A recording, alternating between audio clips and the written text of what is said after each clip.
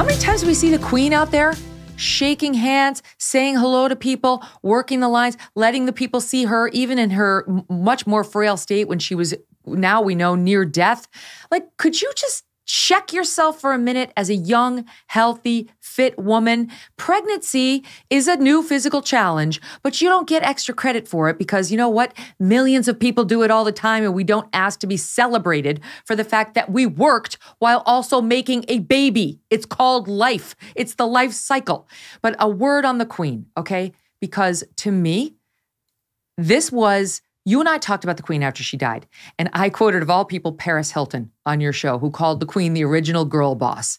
And you think about what this woman accomplished in her life, and you really have to respect her. I mean, whatever, no one hated the Queen. She was incredibly magnanimous. She was incredibly accomplished. She almost never misstepped.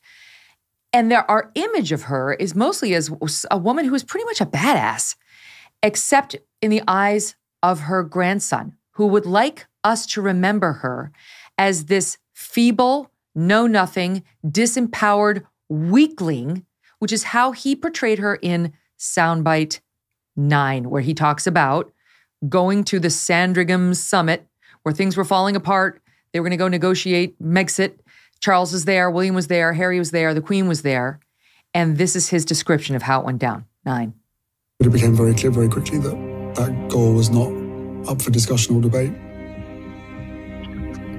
It was terrifying to have my brother scream and shout at me, and my father say things that just simply weren't true, and my grandmother, quietly sit there and sort of take it all in. I think from their perspective, they had to believe that it was more about us and maybe the issues that we had, as opposed to their partner, the media, and themselves. Once I got in the car after the meeting, I was told about a joint statement that had been put out in my name and my brother's name, squashing the story about him bullying us out of the family. A sign of public unity from the brothers, who issued a joint statement calling the report false, offensive, and potentially harmful. I couldn't believe it. No one had asked me. No one had asked me permission to put my name to a statement like that. And I rang Em and I told her, and she burst into floods of tears, because within 4 hours they were happy to lie to protect my brother. And yet for 3 years, they were never willing to tell the truth to protect us. Oh, a lot to unpack in there, Dan. Yeah, Megyn, this is when I get mad. So let's deal with the Queen first before we come to that outrageous claim about Prince William.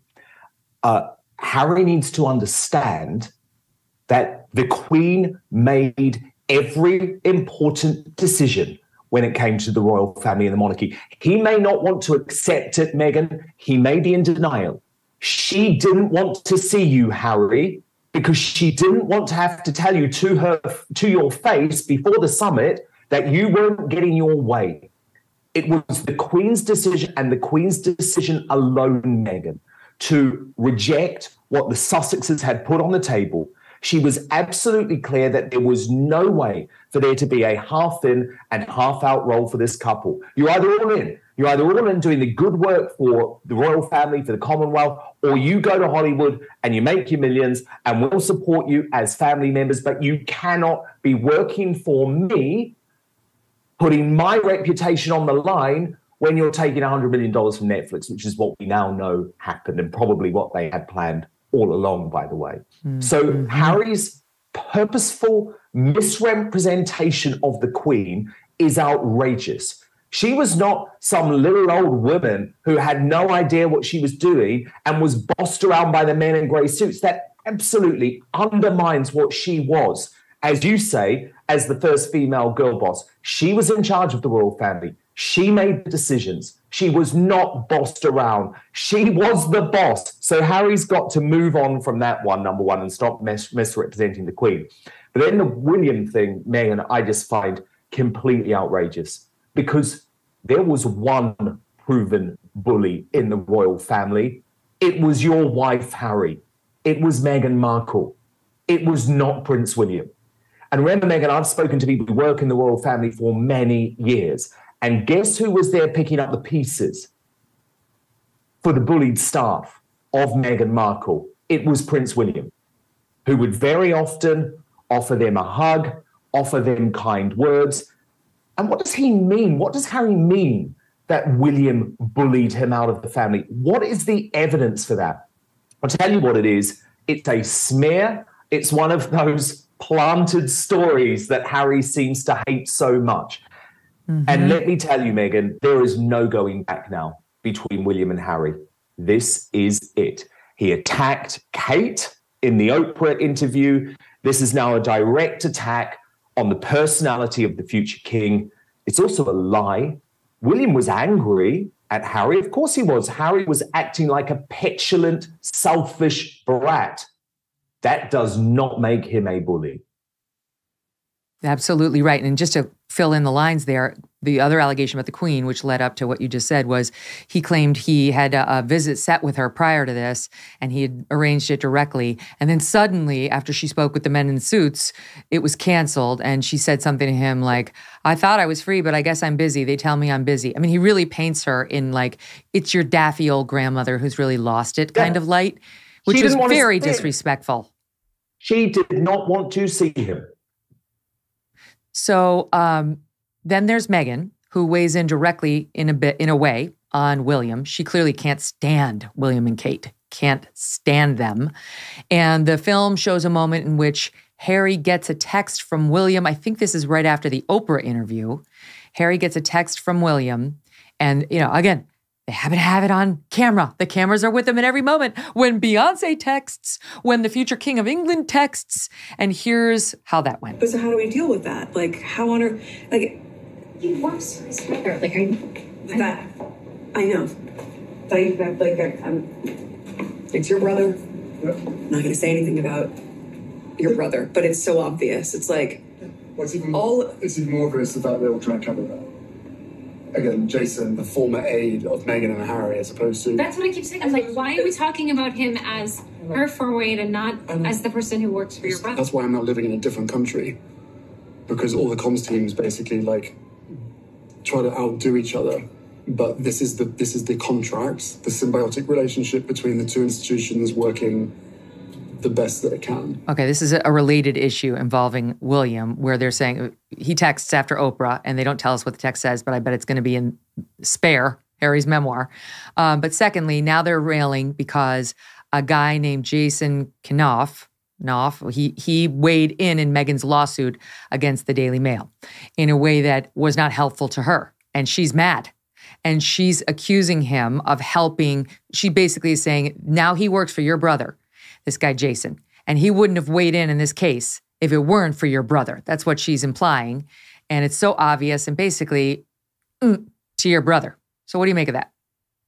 Well, number one, it's like the Real Housewives of Montecito, isn't it? Meghan storming around. If that's what she's like when the cameras are on, just imagine what she has to say about William behind closed doors. I think that was one of the closest insights into the real Meghan Markle, actually. So I was glad that it was included.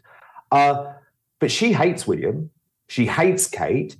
I believe she hates them because they're there for a life of duty and she's not. And they weren't prepared to play her ridiculous Hollywood games.